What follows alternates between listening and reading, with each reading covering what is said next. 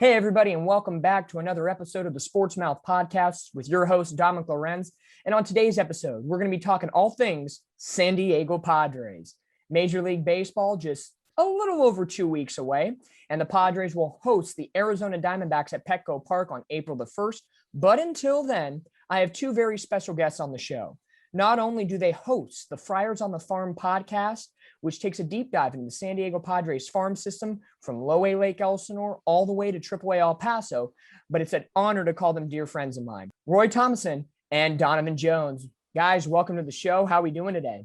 Doing well. Doing really well. Doing great. Thanks for having us. Yeah. They're not only fans of the Padres, fans of the farm system, but they're just good buddies. So I can't wait to talk Padres with you guys. So we're going to kick it off so easily. This is a softball question right out of the park at Petco. The success of the 2020 San Diego Padres season. Yes, it was shortened due to the COVID-19 pandemic. It was only 60 games, but the Padres ended up going 37-23, winning one round of the Major League Baseball playoffs, defeating the St. Louis Cardinals, unfortunately then falling to the Los Angeles Dodgers, but still a successful year. And Roy, I'm going to start with you. What did the 2020 season mean to the Padres organization and the fans and that much success? It was a validation of everything that AJ Preller's been trying to put together for the last 5+ years. I mean, he came to the organization in 2014, and he's been building up this farm system. He's been slowly bringing in guys. Will Myers comes in a couple years later, Eric Hosmer, and then Manny Machado, and then Tatis comes up and blossoms in front of our eyes. He's been slowly building this thing piece by piece. People have been criticizing, can he build a major league roster? Well, last year he proved that he can build a major league roster. So now moving into 2021, we're seeing a roster that's balanced. It's got power, it's got on base, it's got pitching, it's got righties, lefties, defense. So it's a validation that this ownership and this management is moving in the right direction, and not just that they're building to have a winner in the short term, but they're setting this team up to win long term. And Donovan, what do you think about that? I think it's spot on what Roy's saying about having major league ready guys to compete every single day and a battle, especially in the NL West, with a strong power hold that the LA Dodgers present. Well, it really has to start with Eric Hosmer and Myers. Will Myers really having the seasons that we expected them to have. Will Myers has been with the team the longest Padre on the Padre roster is Will Myers, and finally had the season after 3 mediocre seasons at best. Really turned it on, and Eric Hosmer started hitting the ball in the air. 3rd year into his contract, an 8-year contract, and those two guys coming over and really having the season that they had. Dinelson Lamet really coming into his own, making a run for the Cy Young, shoring up the rotation there. Even with Chris Paddock having an off year, other guys in the rotation really stepped up. And, the additions of like Tommy Pham, and then the surprise addition to, Jake Cronenworth, who, usually you're throwing on a big trade like that. You see him at AAA and you may see him with a cup of coffee. He came up and with Hosmer going out for 2 weeks, just played stellar defense, hit the ball. Then we moved over to second base and he's an anchor there now. And I think he was for a while, or I think not even for a while, throughout the whole shortened season last year, Jake Cronenworth, he was viable for the Rookie of the Year category. And I think he flew under the radar so easily because a lot of people, as you said, he's a drop-in a trade, and he's not really a guy that you think, oh, he is the prize of this trade. He was not. So that was a pleasant surprise for the Padres to get. And with all the pieces that meshed, 2020 became at the beginning a surprise. And then Fernando Tatis and Slam Diego happens. And then people are saying, wait a minute, this team is legit. This is not a 2-week flash in the pan type team. This is a team that can win on a constant basis. And Donovan, with your shirt, the In Preller We Trust logo that is proudly on your chest. That is a great shirt. And that's a perfect way to segue. AJ Preller, he has been working on this team now for 5 years. And when he came in, this was a team that he wanted to rebuild and really bring to the top of the National League and in Major League Baseball. It started off as, we have a great minor league system. We're just going to win with youth. And within the last 12 to 16 months, it's been trade the farm for MLB ready. What is that mindset of AJ Preller? And Donovan, I'll start with you. AJ Preller's mindset created for the Padres going forward from minor league youth to now this whole team is major league ready.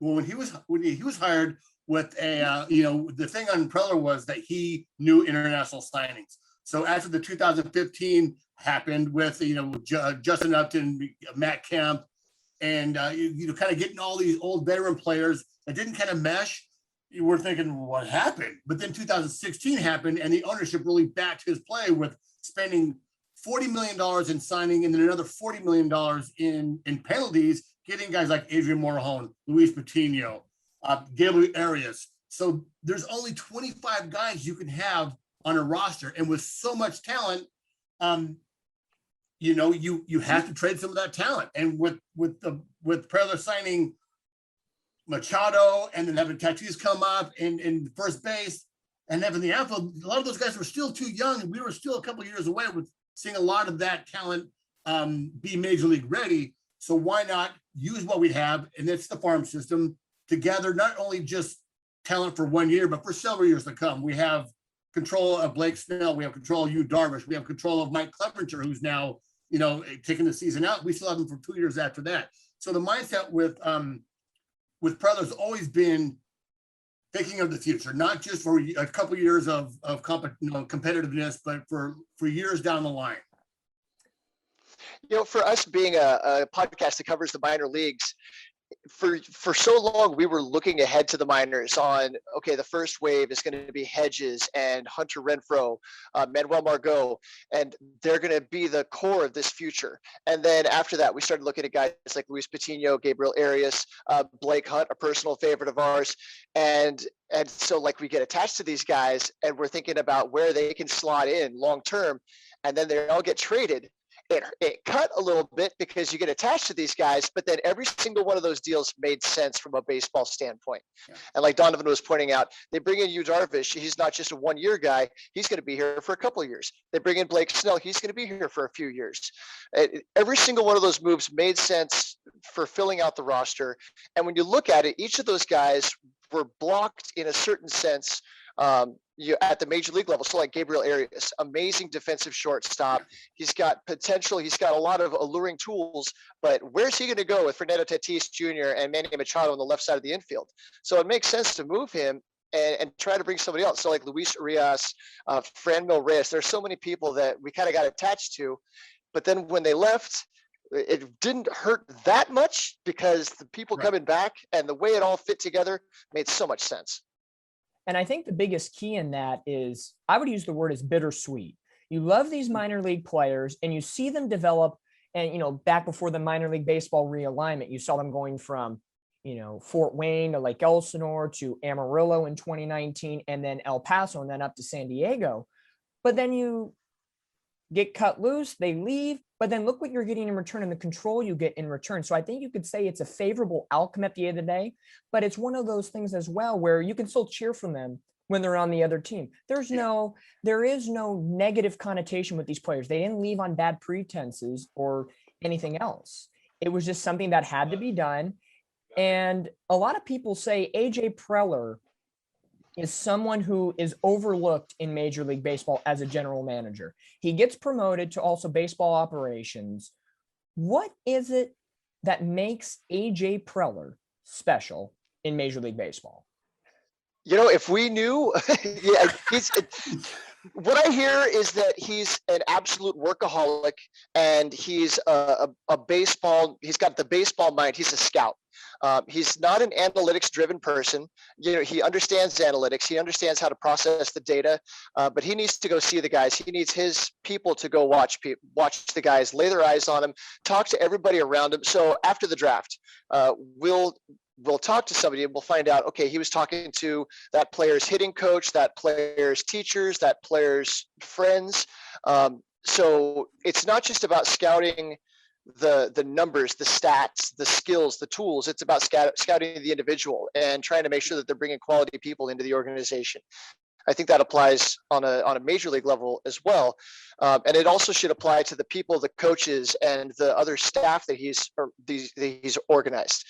Because it's not just about putting the talent on the field, it's also about having all of the support system around them to help them develop, help them succeed. But the guy's tireless. He's always on a plane somewhere. He's always wearing that bucket hat and some ratty shorts out watching baseball. So how that separates him from the other GMs, I couldn't tell you, but whatever he's doing, it sure is working. And I'll piggyback on what Roy said. Is I was listening to the Big Time Baseball podcast. That's Tony Gwynn Jr. and John Heyman. And John Heyman asked me, like, so you really don't sleep? He's like, well, I mean, when your baseball is your job and it's baseball. Like, my job is baseball. It's fun. So it's not really a job. So why am I not sleeping? Because it's a year-round job and I love doing it and it's fun. Yeah, that's a good point. With all these trades that went, the only one that really cut from a real short-term standpoint was Luis Patino. He finally came up, started to show some promise, and we were all excited. To take a moment to talk about Luis, I know you got to know him well. He's one of these people, you spend 5 minutes around that guy and you just fall in love with him. And it's like, I want to see this guy succeed. I want the world for this kid. So, and then there's also kind of a bromance between him and Mackenzie Gore. They were best friends once they came into the organization. So we wanted to see those two kids in our rotation. So it cut a little bit to see him go, but then Blake Snell comes in, and I don't know if you've had a chance to listen to any of his Zoom calls.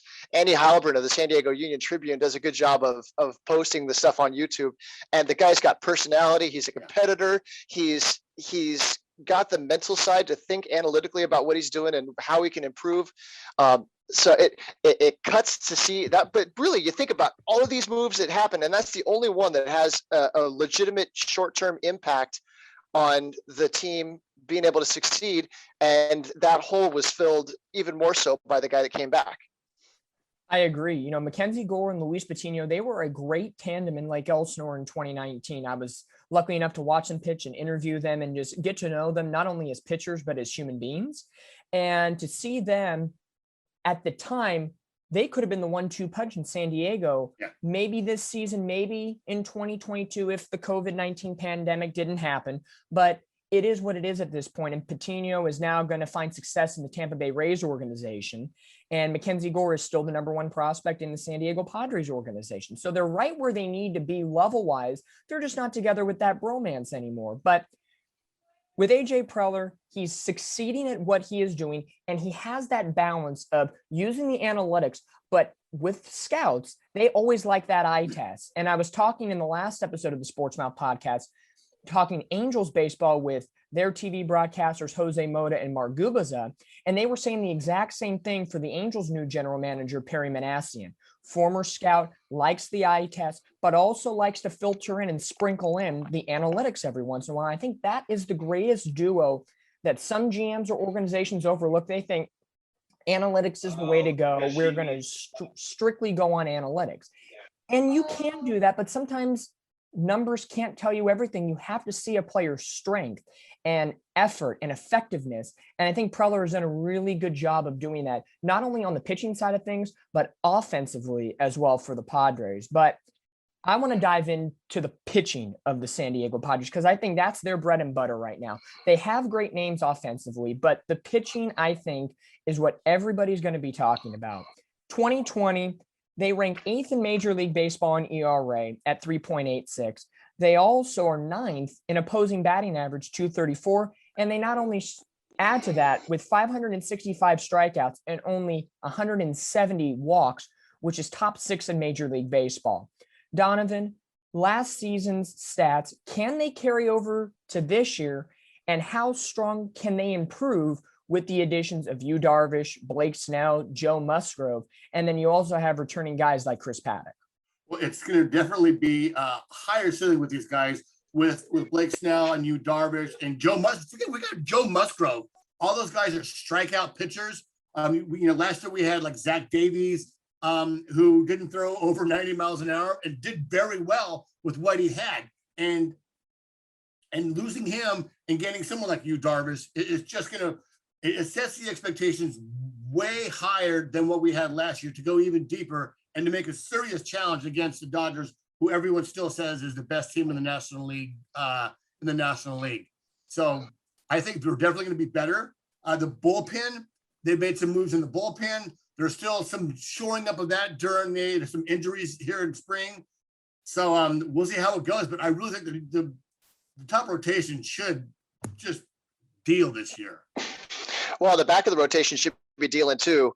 You mentioned Chris Paddock earlier. Last year he struggled. There was something that changed about the shape of his fastball. He wasn't getting the same kind of ride that he was before. It was running a little bit more over the plate, and it was affecting his command. It was affecting his ability to his confidence, really. And he's put in a lot of work in the offseason. So if he can come back and look like the 2019 version with improved secondaries, then look out. Now we're going to have a number 4 and a number 5 in Musgrove and Paddock, who might be 1 and 2 in a bunch of other rotations. Now, with such a deep starting rotation that the Padres have, no Mike Clevenger this year. They picked him up at the trade deadline last year from the Cleveland Indians. And unfortunately, Tommy John surgery this year. So he's out all of 2021, who'll return in 2022.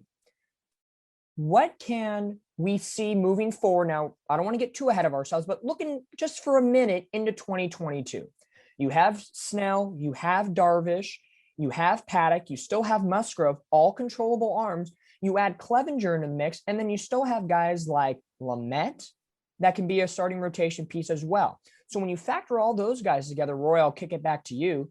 Mike Clevenger, what does he add to the Padres rotation, and what has he pretty much already added, and what can he continue to add, even if he's not on the mound hurt with this rotation? Well, it would be fun to think that he could be the dominant, deep into the game kind of guy that he has been in the past. But coming off a second Tommy John surgery, it's important to have a little bit of a conservative outlook on what we can expect from him. We just saw with Garrett Richards last year, he was coming back from a second Tommy John surgery later in his career, and it was a little bit rocky. He tried to make it as a starter. He wound up moving back to the bullpen at some point. There's a wide range of outcomes that we could see with Clevenger, but the nice thing is you've got so much depth stacked in front of him that whatever he brings, he'll slot in, and then you move guys around accordingly. So if he's showing up in spring training and he's looking healthy and he's looking like he can be some sort of a horse, then maybe that gives them the opportunity to move somebody or make a move. Who knows? And with AJ Preller, we really do never know what's coming, because it seems like all of his moves catch us by surprise. That's one thing that I've found notable, is that with some of these, like with David Dombrowski, there's always rumors that this is going to happen or maybe. And with Preller, it's like there's crickets, and then all of a sudden, boom, here's a surprise. So one thing that I love with Clevenger is the social media presence and the personality he seems to bring to the team. And that's another thing that I enjoy as a fan, is that there's so many personalities on this team that are engaging with the fans, engaging with the media, and they seem to have a lot of fun together. That's an important component of winning. Yeah, winning helps guys have fun, but it's a lot easier when everybody's loose and relaxed and gets along well together. And so you look at these personalities, and they're all very different, but I think they all mesh really nicely in that manner. And even Will Myers is tweeting a little bit more often. Also, Mike Clevenger's in camp right now. He's been in camp since it opened. So he's not at home rehabbing. He's at the complex, hanging out with the guys, soaking in as much as he can, in his rehab. So that shows me, a player that wants to be a part of a winning culture, wants to be a part of the future of this team. And it just shows you the kind of camaraderie and cohesiveness that AJ Preller has brought. A lot of these guys that come in, the Blake Snell, even you, Darvish, the new guy from Korea, Ha-Sung Kim, has kind of folded into this belief and this core of players that love playing with each other, have a good time doing it, and that's really going to translate on the field. Even with the Padres bringing back Jerickson Profar, you saw even before the season started last year, you watched the Instagrams, you saw him and Taddy and Machado hanging out at Petco or doing stuff on the, just doing stuff, and they're always together. So that really, there's, say what you want about chemistry, but guys that like to play together and have fun together, it's just going to strengthen the team in itself. And I think there's a great group of guys in San Diego right now on the roster that it's not so much about their individual performance. And I think you both nailed it on the head. It is about the team success right now. That's what makes everybody so invested. Clevenger could say, okay, I had my second Tommy John surgery and I'm going to go home, rehab, and that's it. No, he's there. He's invested, and everybody's buying in to what Preller and the team has put on the table. And I think that is what something that's so successful with San Diego right now that you may see throughout Major League Baseball, but you're really seeing it in San Diego right now. Yeah, let these kids play. It's Slam Diego. It's Bat Flip City. I wanted to point out, Donavan brought up Yu Darvish and Ha-Seong Kim. The Padres employ Hideo Nomo and Chan-Ho Park. And so as far as, especially with Ha-Seong Kim, he's from Korea. I don't think he has any experience in the United States. I don't know how advanced his grasp of the English language is. I know Yu Darvish speaks some English, but still uses a translator. So I like that the Padres have had members of their organization that their role now is to help these guys become comfortable and integrate into the culture, both San Diego Padres and also of American culture, of how to get simple things that we take for granted. I know you've seen this working with guys in Single A. You see these kids that are Dominican, that are from different parts of the world, and they have a hard time simple things like ordering food and paying their bills like that. So it's important for an organization to support that, and I think the Padres are doing a pretty good job of that. And the Padres, real quick, they brought in a coach for Ha-Seong Kim just for camp. So there's a Korean coach of his in camp working with him, and one of the things that they're really pressing on him to do is like reach out, get to know your guys, get out of your comfort zone, and start to bond with some of these guys the best you can. And you've seen a little bit of it, on the coming off the field. Him and Manny, I saw him and Manny kind of chatting yesterday after a good play. So you're starting to see some of that, the cohesion that some of these outside guys that don't know the language or the culture are trying to make that adjustment. It's slowly starting to happen, I believe. Roy, you kind of read my mind a little bit. I was just about to bring up the KBO because you're seeing a lot of the guys here in America in Major League Baseball, throughout the minors and in Major League Baseball, need the translators, need help basically adjusting to American culture. But you see it on the flip side. I saw it not firsthand, with the pandemic. I didn't travel to Korea for the KBO, but when I was working with the West Virginia Power briefly earlier in 2020, a former Power player, Mel Rojas Jr., he was the big slugger in the KBO, and he said pretty much the same thing. The Koreans say, if you need anything, you tell us. We will provide whatever you need so you feel comfortable here in Korea. You're from the States. You come over here not knowing a single thing about how we play the game of baseball or the culture or just day-to-day life. So to see Major League Baseball and also other baseball leagues, Korea, Japan, Australia, so many other different baseball in different continents are having the same approach to baseball. And I think that's what makes baseball so universal and so worldwide that we're able to do that basically any continent that has the game of baseball. So with that in mind, you have that strong pitching, but then as we've been talking about the Padres with such a strong farm system, there are two top pitching prospects, no doubt about it, Mackenzie Gore and Ryan Weathers. They've been at spring training. They've had some pros. They've had some cons to their pitching so far. And again, very limited scope we've seen them this year. I think both guys are below 4 appearances this spring. We've seen Mackenzie Gore in Lake Elsinore. We saw Ryan Weathers make his major league debut last year in Texas in the postseason. So Donavan, what can we, I don't want to say expect, because when you're a top 5 prospect, you have so much expectations on you, but the talent of these gentlemen, both lefty southpaws, I'll say it simply like this. What makes them so great? Well, I tell you, one of the things that AJ Preller told these guys coming into camp is like, don't look at the roster, don't look at injuries, don't look at anything. Just do what you can control, what you can't control.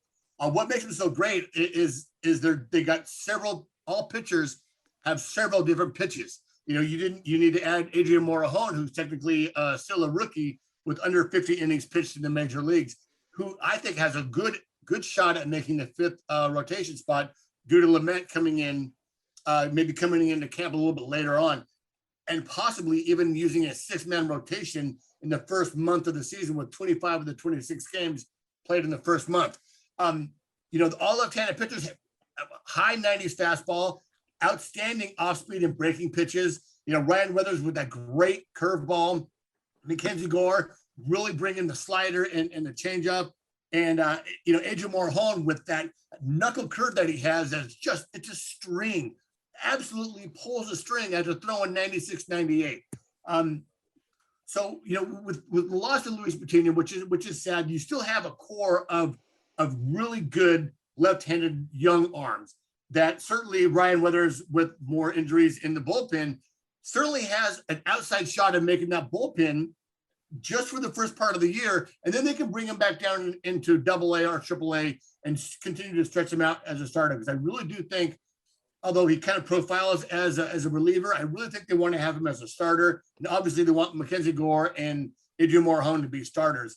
Now, Gore really hasn't had the season, or hasn't had the spring, that we expected.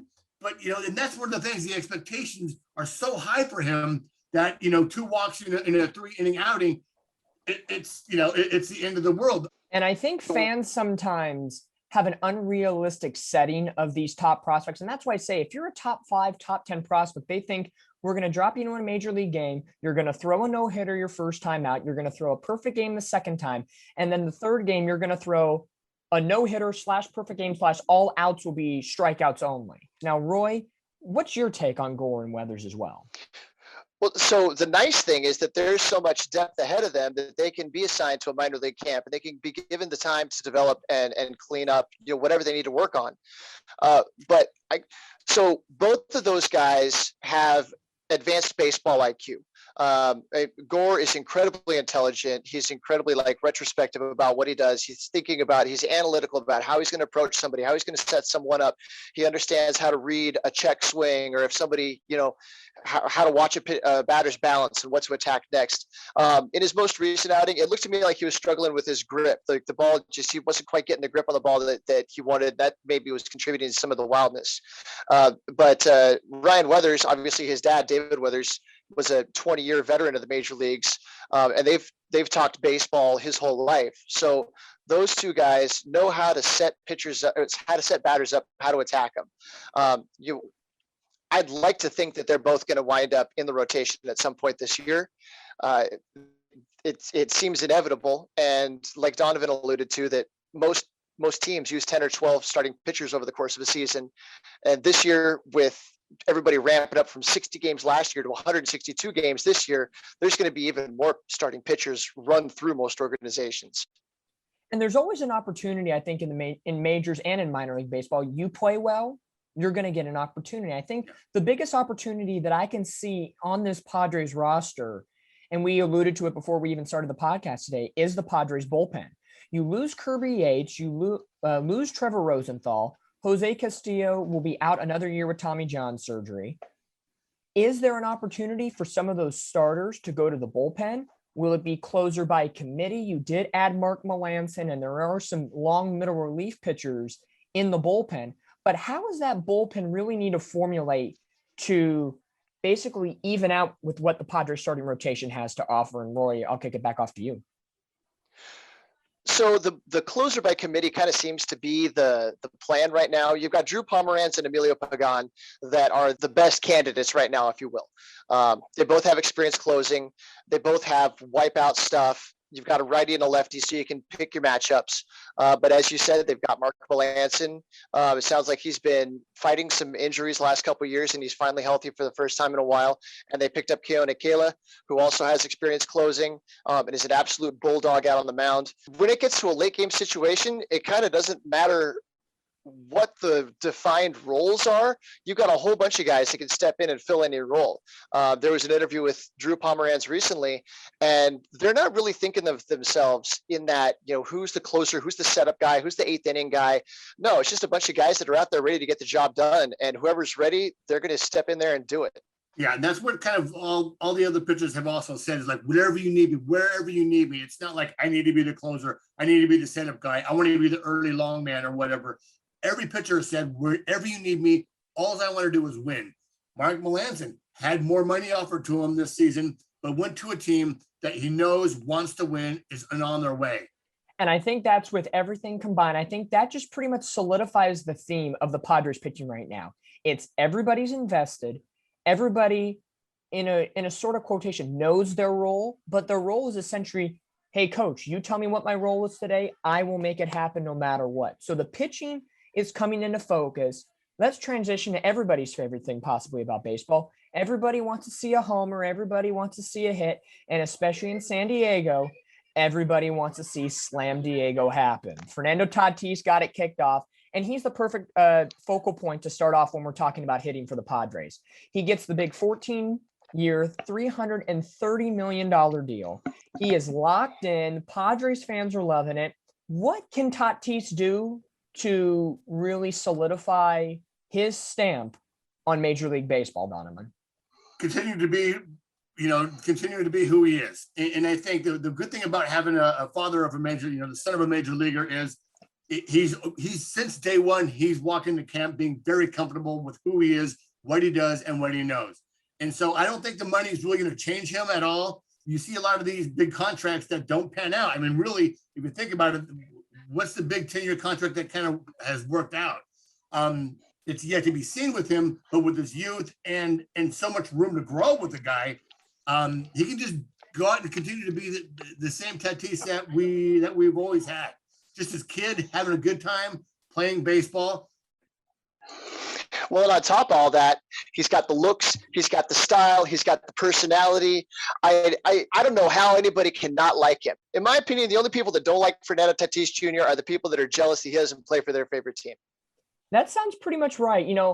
For myself, I'm an Angel fan. So I've been spoiled with Mike Trout, and he got his due. He got his massive contract. And I think a lot of people right now are saying Tatis and Trout are the two guys that are face of Major League Baseball right now. I think the one thing that we haven't seen from him yet, and we're going to get it this season, I want to see a full at least 150 games from Tatis.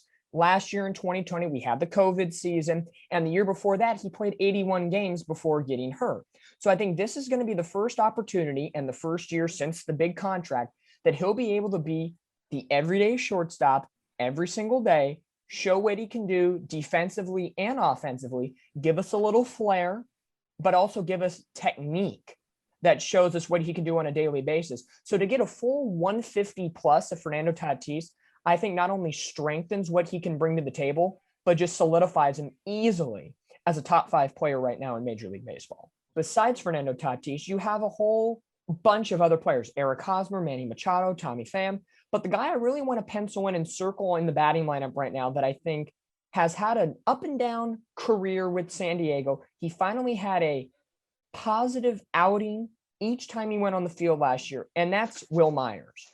Big name with Kansas City, went over to Tampa Bay, coming over to San Diego. So how important is Will Myers to the San Diego Padres order 1 to 9 to balance it out, Roy? Well, last year I think he was hitting 6th in the order most often. Now he had a couple other guys ahead of him. He could sit back and he'd just show up to the every day and do his job. Whatever the combination of what the recipe was, we finally have a happy, relaxed, loose Will Myers. And then the other change that I've seen is he doesn't seem to be power hungry anymore. He seems to be trying to drive the ball up the middle, going the opposite way, taking a pitch where it is and going with it. Where before it seemed like he was trying to pull everything. And so his approach is balanced, but really more than anything, there seems to be something from inside of him that he's relaxed, he's free, he's happy, and it's just a beautiful thing to see. So when you've got an offense where you've got a half a dozen weapons, that really runs 7, 8, even 9 deep, where anybody can do damage that day, he doesn't feel like he has to be the guy to hold it all down. It's just he shows up and does his thing. And that was the thing that we saw last year. It seemed like every day somebody else was doing something different. When they had those 4 games with back-to-back grand slams, it was somebody different every single day. So it doesn't have to all be on Will Myers. He just has to show up every once in a while when he's needed. And I think it's a perfect role for him. Absolutely. He connected really well with Damon Easley before last season, and they spent a lot of time in the off season. And with Will Myers, it seems to be he needs to have someone connect with him and kind of feel comfortable. Like you said it right, Roy. When they first signed his contract, it was like he's going to be the leader of this team. He's gonna lead the charge. He'd be the number one guy. And he's just not that guy. And we found that he just wasn't that guy. That doesn't make him a bad player, but you don't want to put pressure on guys to be who they're not. And I think with the addition of all the brothers put to that lineup together, he can relax. He's connected with Damon easily. He's found his swing again. He spent the year before that with a sports psychologist. And then you just have all these pieces coming together and letting Will be Will. Now you're going to see him be a little more relaxed, have fun. That swing is back. I love that funky swing of his where there's no turning of the back foot. It's still kind of flat going into his swing. And it's just good to have him be the player that he wants to be. He's not having to play in a position that he doesn't play, like third base or even center field. Just keep him in right field and let him be who he is in this group. One of the pieces of the puzzle, but not the linchpin of the puzzle, for the team. And we saw for the first time in a long time, the Padres bats were hot. Last year, top 10 in Major League Baseball in almost every statistical category. Average, home runs, RBIs, runs scored, OPS, which is a huge stat nowadays with many hitting coaches and organizations. So you have that balance now. If it's batting sixth, batting seventh, wherever they fit, Will Myers in. And of course, you have Tatis and Machado and Hosmer sandwiched in the top quarter of your lineup. And then you flip in a couple other guys on the back end of the starting lineup. So the offense is there. The pitching is now coming into focus. The bullpen has a couple of nuts and bolts just to screw in tightly before the season begins. But now let's get to where you guys thrive the most, just like your podcast. Friars on the Farm podcast, taking a deep dive into the San Diego Padres farm system for all the way from Lake Elsinore, low A now, all the way to El Paso, triple A. So 2020, we all know was an odd year. The Padres were still the number 2 farm system in Major League Baseball. I was reading just a couple of days ago, since MLB has not released their top rankings of the farm systems yet, I looked at Bleacher Report. They had the Padres listed as number 7 at the end of the 2020 season. As we enter 2021, they ranked the Padres as number 21, falling 14 spots. And this was a farm system just about a year to a year and a half ago. I'll bump it up to even 2 years, that it was the number 2 system behind the Tampa Bay Rays. Donavan, where do you see the Padres farm system right now with the pieces that are in place? And do you think that rating 21 in Major League Baseball is a fair and accurate representation of the Padres farm system? I really don't think so. We did lose a lot of guys. We lost Owen Miller, who had hit since the day we drafted that guy. Gabriel Arias, Joey Cantillo, a friend of the podcast. Blake Hunt and Colt Wilcox was a 2019 third round draft pick. We lost a lot of depth in the system, but I was just looking at the top 30. It has gotten younger. I think there's still lots to like about our minor league system with new additions to Jagger Haynes. Anderson Espinoza is back. He was supposed to pitch yesterday, but he is back after his second Tommy John surgery. And you guys like Estudio Ruiz, CJ Abrams, who has had a great camp. Eggy Rosario has had a fantastic camp. It's not a 21. It's got to be a top 10, maybe top 15 if you want to really look at it. But you still got Mason Thompson. You still got Tucupita Marcano, who once again has really come into his own this spring.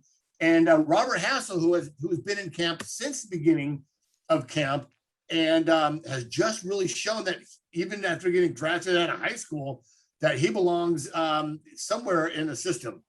I think what we hear was that they emptied out a lot of the upper minors.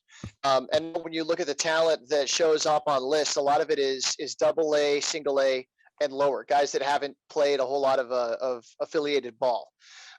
So if you look at like Baseball America, I think the Padres, I think they have 7 or 8 Padres players in their top 100 still.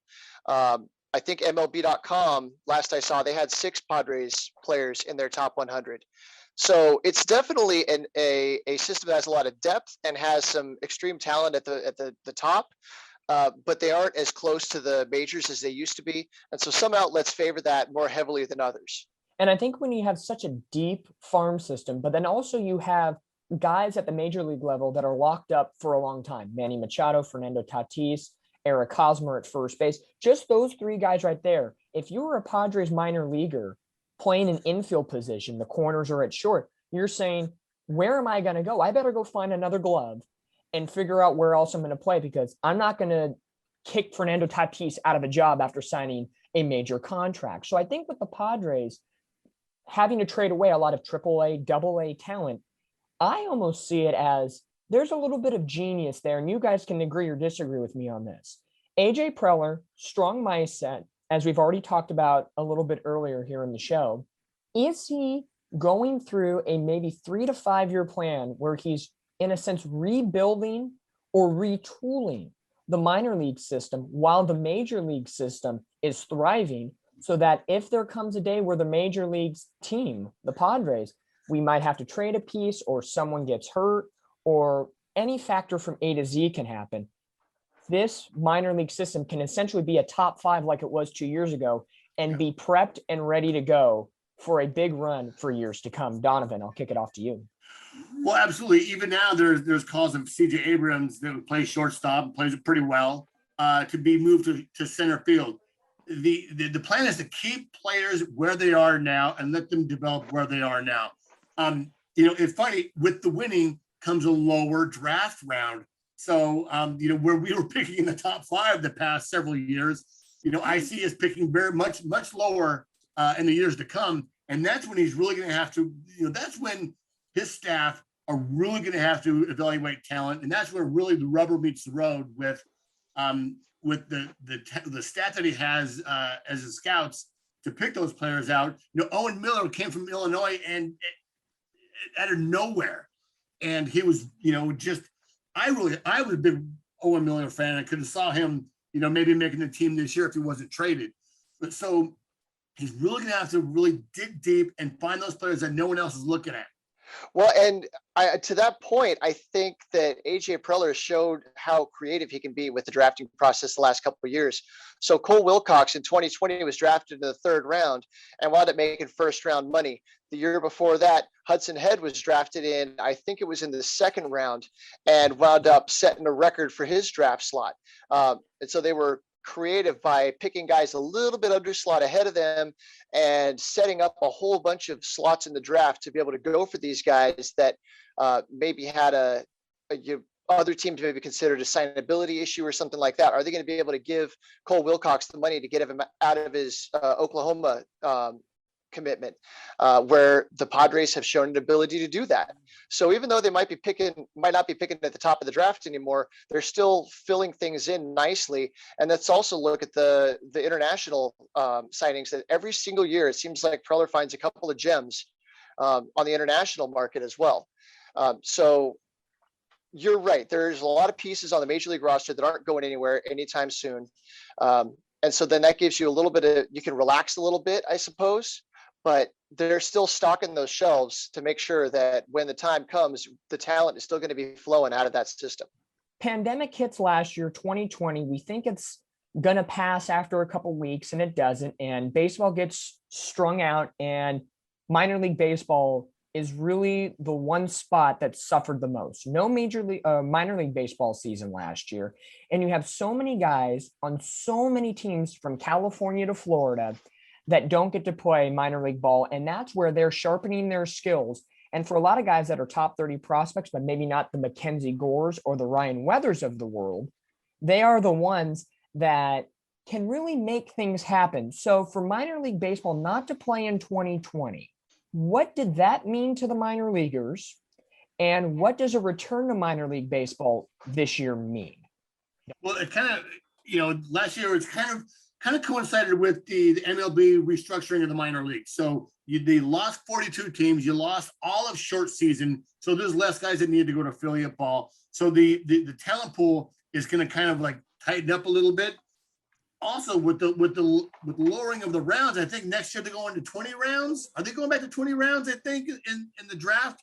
What that's so better players are going to be picked and less organizational guys are going to be picked, so they have a better chance of becoming major leaguers. So I think the talent pool is going to tighten up a little bit, for all of Major League Baseball. And that's when once again, that's when the rubber meets the road. That's when the guys are going to have to find those guys and get them into the system. Well, with the lost minor league season, there are a lot of players that needed those reps, that needed to see live pitching, that needed the game situations to continue their development. So somebody like Tirso Ornelas comes to mind, who played with the Lake Elsinore in 2019, and he was going through a whole bunch of adjustments. He's an outfielder, he's a hitter, but he struggled with his hit tool, and he came back strong at the end of the season. We were intrigued to see what he was going to bring in 2020. Was he going to be able to take what he learned and turn that into a blossoming of his skill set? And instead he stalled. I don't know what he did to pass his time, but he wasn't facing the level of competition that was appropriate to support his development. So there's a lot of guys that I think there's going to be a struggle to kind of get their legs back under them in competitive baseball. And that's a shame. And also baseball lost a lot of really good people who might have walked away from the game because they couldn't afford to stick it out, or maybe they couldn't focus on baseball as much because they had other stuff going on in their life. And then when things finally started up, there wasn't an opportunity available for them. And so that's a sad thing for baseball in general. But the beautiful thing is that baseball's back in minor leagues on May 1st. Hopefully we have opening day across the country, and all these communities that support baseball, that really are the heartbeat of the sport across the country, they finally get to go back to the park, watch the game in person, and get back to real life in a certain sense. And with the minor league season starting that first week of May, every day is different from AAA to AA, even to the lower high and low A levels. You see the whole realignment happen. And there's now only 120 minor league teams, 4 for every major league team. Again, low A, high A, AA, and AAA. There's no rookie ball levels anymore. The Major League Baseball does have the partner league, like the Pioneer League. But for the San Diego Padres farm system, they have retooled in a sense. They kept 3 of their 4 minor league teams from 2019. El Paso Chihuahuas, they're still the AAA level. They have a new, kind of new AA team. It was the Amarillo Sod Poodles in 2019. They go to the Arizona Diamondbacks, and the Padres are reunited with the San Antonio Missions, and then high A Fort Wayne Tin Caps, who used to be low A. And then now the new low A is Lake Elsinore, who used to be the high A. So just a little flip and flop there, but San Antonio Missions is something I want to focus on. I know on the Friars on the Farm podcast recently, you guys talked to the San Antonio president of the team. What was his viewpoint of being back with the San Diego Padres this year and for years to come, Roy? He's excited to be back. When Donavan was doing some research, he found that Burl Yarborough had been with the San Antonio Missions since 1987. So he's been through thick and thin, but I don't remember the exact number, but most of the last 15 years, they've been affiliated with the Padres. So there's a lot of familiarity there. There's familiarity with the front office folks, with the coaching staffs and all of that. So I think it's like putting on an old pair of jeans that just, it's comfortable, it fits right.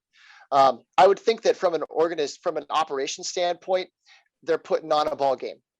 So whether it's AAA Brewers baseball like it was in 2019 or AA Padres baseball like it will be again this year, minor league baseball affiliates, they have to put on a show. There's the game that's happening down on the field, but there's the whole show of the promotions, the things going on in the stands. There's the broadcasting stuff. There's the food and all of that. So there's an entertainment aspect that's separate from the game. That I think is an integral part of the minor league baseball experience. So I'd like to think that from his standpoint, it kind of doesn't matter whether it's a Padres team or a Brewers team or a Diamondbacks team. That's just, the guys that are filling out the uniforms.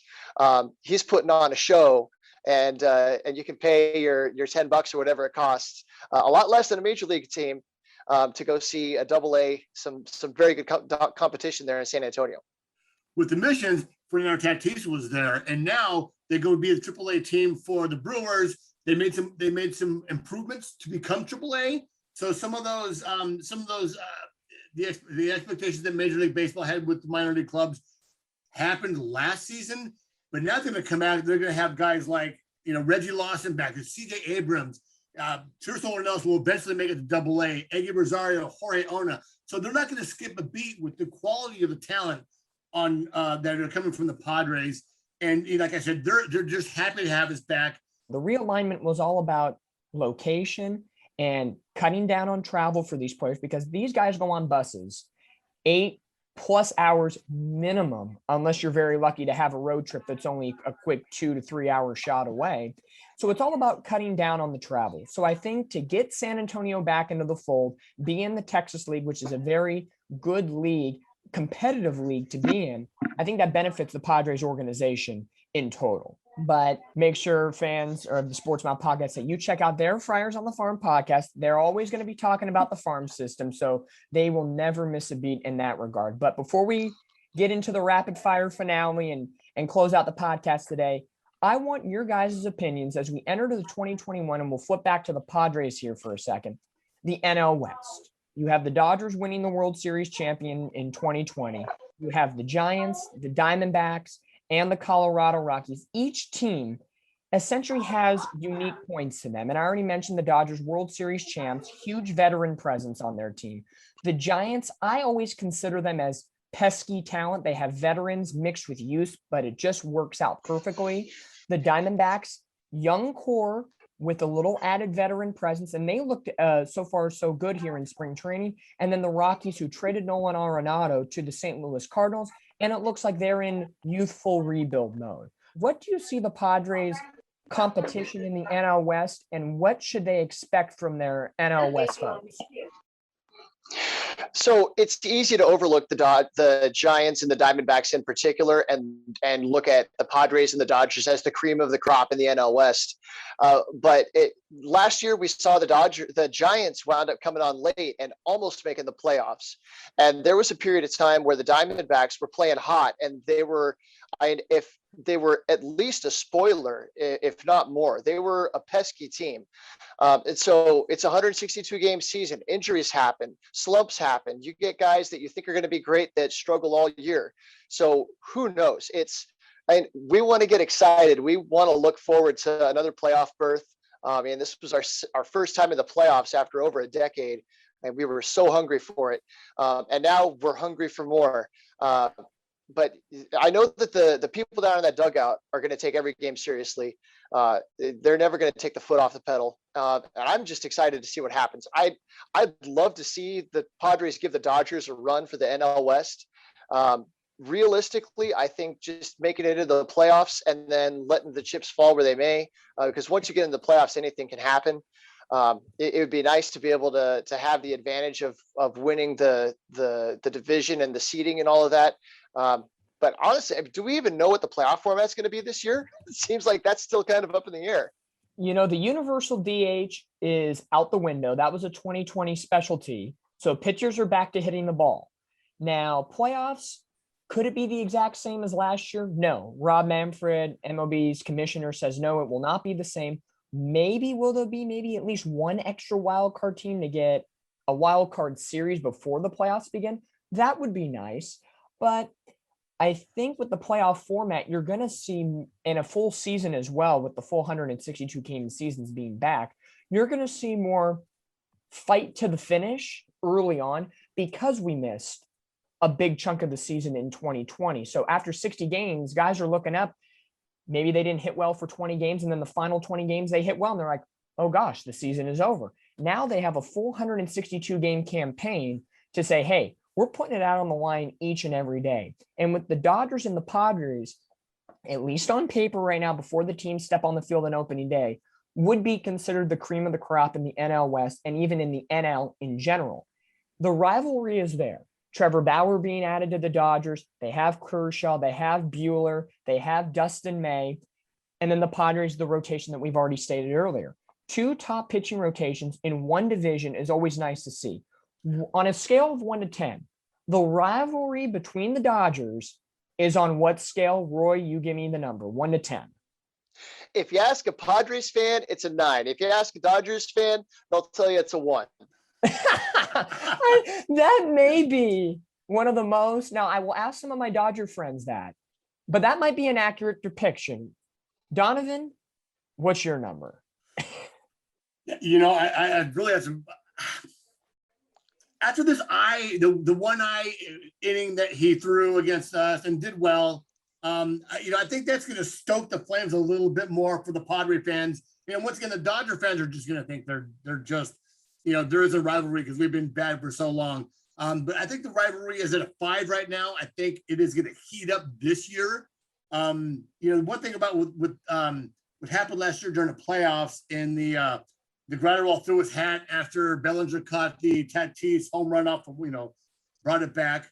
That nicety that they had, kind of went away a little bit. So there's a little bit of a spark there during last year's playoffs. So we'll see how it goes this year.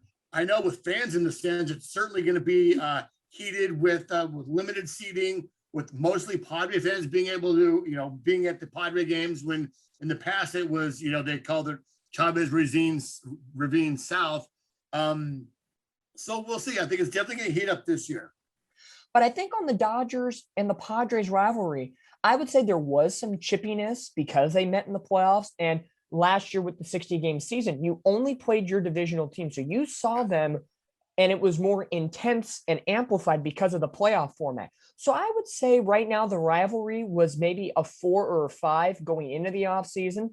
The additions that both teams made and the fan aspect maybe jumped it to, I would say, a 6. Now, I'm not expecting the first pitch of the first game between the Dodgers and Padres to be beaming at someone's head and the benches are going to brawl if that happens. But I will give it a 5 or a 6. But I think definitely this year with the Padres retooling, it can easily get to a 7, 8, a 9. And if they meet in the playoffs again, you're going to get, this will become the new, I would say, almost Dodgers Giants that we saw when the Giants were winning 3 World Series in a short period of time. But there's so much to like from the Padres this year and the NL West. But as we wrap up this episode of the Sports Mouth Podcast, I cannot let Donavan and Roy go without a little rapid fire finale. 3 questions.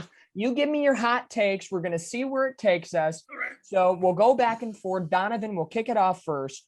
Out of the ballparks you've been to in the Padres farm system, or I'll widen the scope a little bit, in minor league baseball as a whole, what is your favorite minor league baseball ballpark, if it's in the Padres system or if it's out of the Padres system? Donavan, I'll give that to you first. Well, we're going to be talking to Mike Nutter here in a couple of weeks.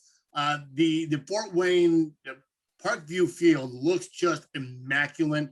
It's in a part of the city where it's in the, it's right nestled in the middle of the city. You have there's a hotel there in left field where I think Tatis has broken a couple windows. Fort Wayne is one of the fields that I can't wait to go to, and I've been to several in the Texas League. I've been to the Smokies team, the Smokies in Tennessee. I've been to Chattanooga. I've been to another ball field that was really nice. I went down and saw the Rome Braves on a little jaunt with my wife, and that's a really nice ballpark. I also went to the Jackson Generals in Tennessee as well. So, but in the system, what I've seen, it's got to be Parkview Field in Fort Wayne. It's a coin toss between Parkview Field and Southwest College Stadium. I believe that's what it's called in El Paso. The ballpark in El Paso is absolutely beautiful, and the fans that fill it are passionate. The demographics of El Paso is a little different, and so it gives it a different feel there. It's a lot of fun.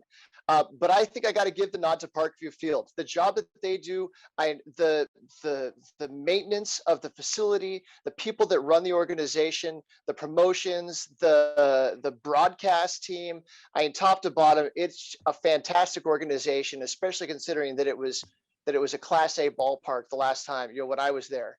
And it is right in the middle of downtown. It's a beautiful facility. We stayed in that hotel, and our hotel room, you can see we look out our window and see the guys warming up.